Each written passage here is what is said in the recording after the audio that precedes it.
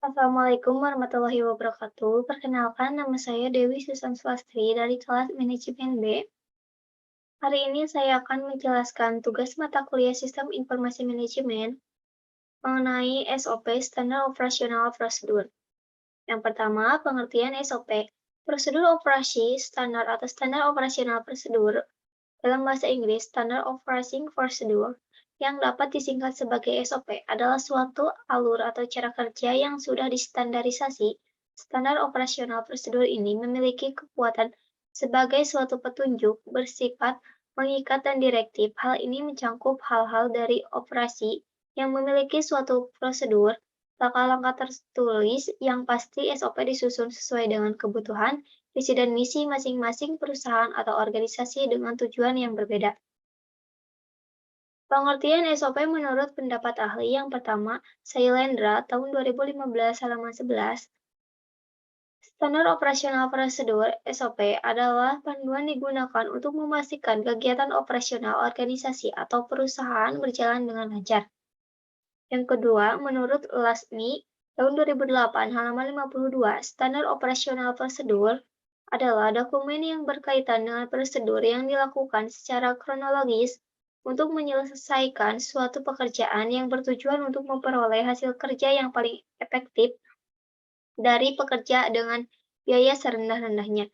Yang ketiga, menurut Insani, tahun 2010, halaman 1, SOP merupakan dokumen yang memuat mengenai serangkaian perintah atau instruksi yang telah dibuat secara tertulis. B.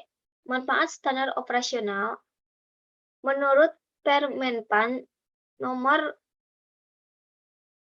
Pers 21 M Pan 2 2008, manfaat SOP diantaranya yaitu sebagai standarisasi cara yang dilakukan dalam menyelesaikan pekerjaan, khusus mengurangi kesalahan dan kelalaian, menjadikan staf lebih mandiri dan tidak tergantung pada intervensi manajemen sehingga akan mengurangi keterlibatan pimpinan dalam sehari-hari, meningkatkan akuntabilitas dengan mendokumentasikan tanggung jawab khusus dalam melaksanakan tugas, menciptakan ukuran standar kinerja yang akan memberikan pegawai cara konkret untuk memperbaiki kinerja serta membantu mengevaluasi usaha yang telah dilakukan. Menciptakan bahan training yang dapat membantu pegawai baru untuk cepat melakukan tugasnya, menunjukkan kinerja bahwa organisasi efisien dan dikelola dengan baik, menyediakan pedoman bagi setiap pegawai di unit pelayanan dalam melaksanakan pemberian pelayanan sehari-hari, menghindari tumpang tindih pelaksanaan kesalahan prosedural dalam membantu penelusuran terhadap kesalahan prosedural dalam memberikan pelayanan, menjamin proses pelayanan tetap berjalan dalam berbagai situasi. Fungsi standar operasional prosedur. Berikut ini fungsi SOP atau standar operasional prosedur diantaranya yaitu yang pertama, memperlancar tugas petugas atau pegawai maupun tim atau unit kerja. Yang kedua, sebagai dasar hukum jika terjadi penyimpangan. Yang ketiga, mengetahui dengan jelas hambatan dan mudah dilacak. Yang keempat, mengarahkan petugas atau pegawai untuk sama-sama disiplin dalam bekerja. Yang kelima, sebagai pedoman dalam melaksanakan pekerjaan rutin. Tujuan standar operasional prosedur. Tujuan pembuatan SOP adalah untuk menjelaskan perincian atau standar yang tetap mengenai aktivitas pekerjaan yang berulang-ulang yang diselenggarakan dalam suatu organisasi. SOP yang baik adalah SOP yang mampu menjadikan arus kerja yang lebih baik menjadi panduan untuk karyawan baru, penghematan biaya, memudahkan pengawasan, serta mengakibatkan koordinasi yang baik antara bagian-bagian yang berlainan dalam perusahaan. Tujuan standar operasi menurut Indah Puji tahun 2014, halaman 30. Yang pertama, untuk menjaga konsistensi tingkat penampilan kinerja atau kondisi tertentu dan kemana petugas dan lingkungan dalam melaksanakan suatu tugas atau pekerjaan tertentu. Yang kedua, sebagai acuan dalam pelaksanaan kegiatan tertentu bagi sesama pekerja dan supervisor. Yang ketiga, untuk menghindari kegagalan atau kesalahan dengan demikian menghindari dan mengurangi konflik, keraguan, duplikasi, serta pemborosan dalam proses pelaksanaan kegiatan. Yang keempat merupakan parameter untuk menilai mutu pelayanan. Yang kelima, untuk lebih menjamin penggunaan tenaga dan sumber daya secara efisien dan efektif. Yang keenam, untuk menjelaskan alur tugas, wewenang, dan tanggung jawab dari petugas yang terkait. Yang ketujuh, sebagai dokumen yang akan dijelaskan dan menilai pelaksanaan proses kerja bila terjadi suatu kesalahan atau dugaan malpraktek dan kesalahan administrasi lainnya, sehingga sifat melindungi rumah sakit dan petugas. Yang kedelapan, sebagai dokumentasi yang digunakan untuk pelatihan. Yang kesembilan, sebagai dokumen sejarah bila telah dibuat revisi SOP yang baru. Selanjutnya, contoh 5 buah SOP berkaitan dengan pengelolaan perusahaan menggunakan flowchart. Saya menggunakan contoh dari internet ya. Yang pertama,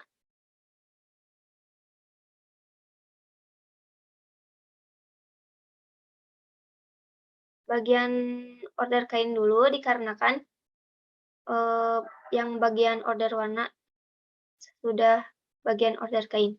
Yang pertama, saya akan menjelaskan bagian order kain. Yang ini sistem PO, cek inventory. Selanjutnya, ini adalah gambar contoh flowchart-nya. Saya akan menjelaskan deskripsinya. Yang pertama data order permintaan konsumen. Ini. Yang kedua, cek stok inventory kain. Bila ada, maka akan dilanjutkan ke proses. Namun bila tidak ada, akan dilanjutkan ke langkah selanjutnya.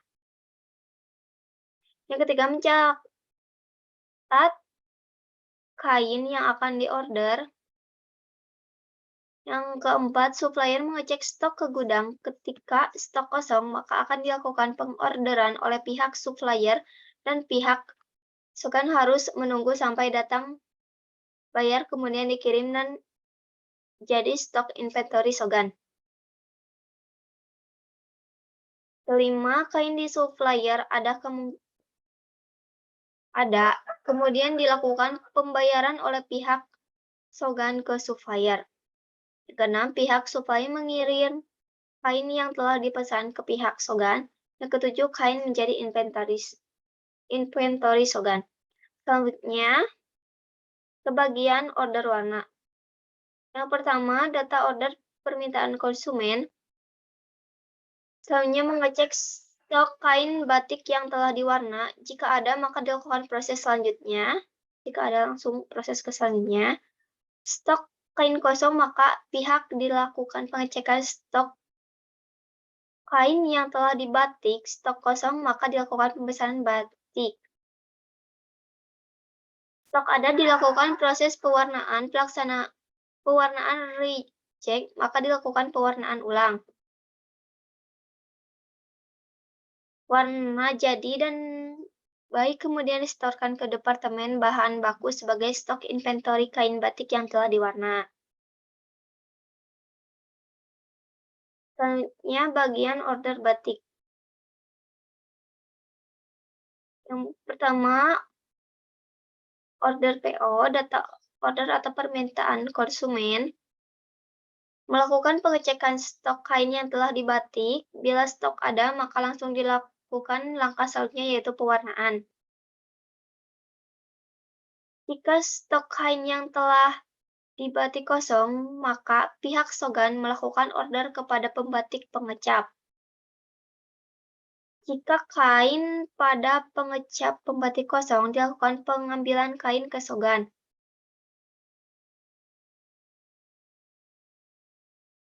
Kain ada, maka langsung dilakukan pengecapan atau pembatikan. Balik lagi ke stok kain.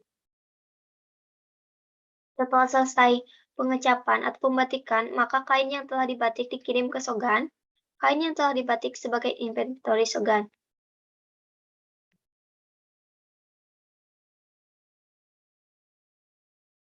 Selanjutnya, bagian pewarnaan.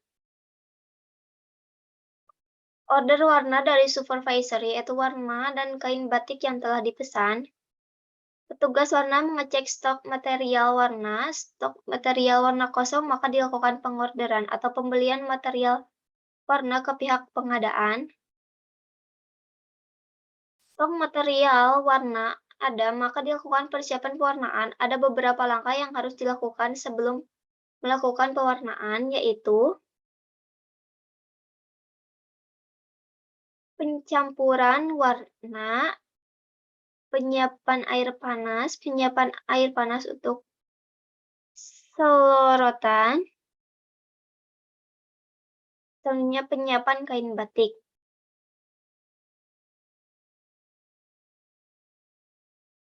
Selanjutnya pencelupan naptol, yaitu material yang dilakukan untuk pewarnaan kain yang telah dicelupkan ke naptol. Kain yang telah dicelupkan ke naptol dianginkan lalu diperas.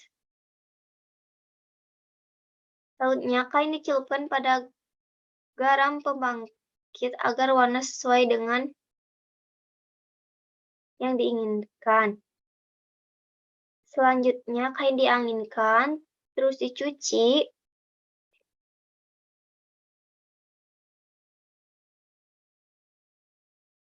Selanjutnya pelaratan langsung kain dijemur agar kering. Selanjutnya ketika sudah selesai penyetoran ke inventory kain warna. Selanjutnya bagian potong. Data order permintaan konsumen. Mengecek stok kain yang telah diwarna, stok kosong maka dilakukan order ke warna atau supplier. Jika stok ada, maka dilakukan proses selanjutnya melakukan proses prapotong. Setelah kain prapotong selesai, lalu disetorkan ke supervisor. Selanjutnya, pada bagian pemotongan kain, yang pertama, data order konsumen atau size bag. Petugas mengambil kain sesuai dengan kebutuhan, lalu kain dipotong sesuai ukuran. Selanjutnya, kain dimasukkan ke kotak kaban. Selanjutnya, kain disetorkan ke supervisor. Sekian mungkin penjelasan tugas sistem informasi